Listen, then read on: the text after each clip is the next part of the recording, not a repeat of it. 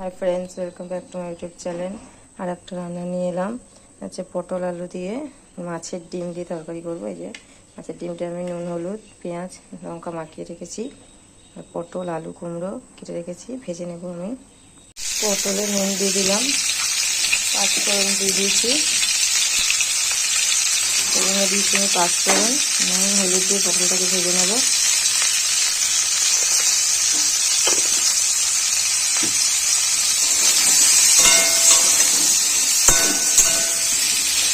এবার আমি কুমড়োটা আলুটা দিয়ে দেব,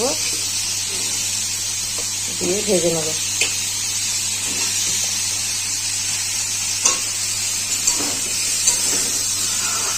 নুন দিয়ে দেবো,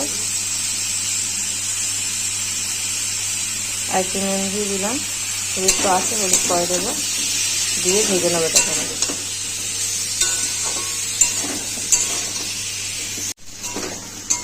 পটল আলু কুমড়োটা ভাজা হয়ে গেছে, আমি এটাকে এবার তুলে নেব, নিয়ে আমি ডিমটাকে ভাজবো।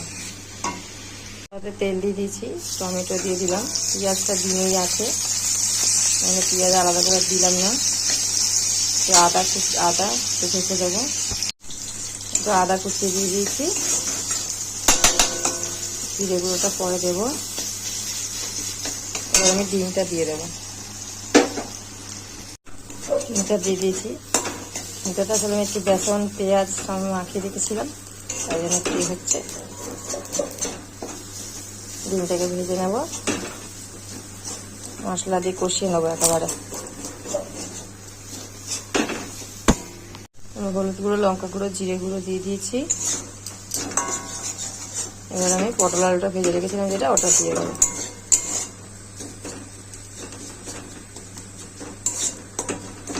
এইভাবে খুব ভালো লাগে মাছের ডিম দিয়ে পটল আলু।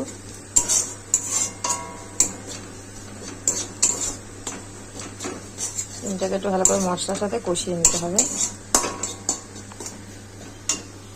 পটল আলুটা দিয়ে দেবো,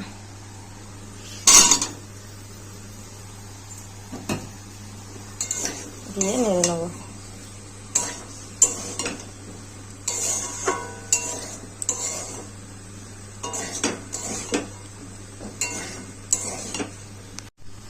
চিনি দিয়ে দেবো সামান্য,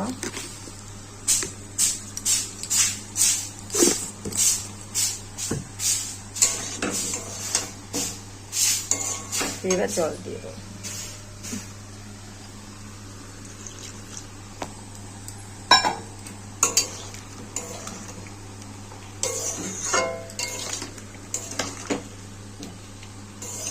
ঢাকা দিয়ে দেবো।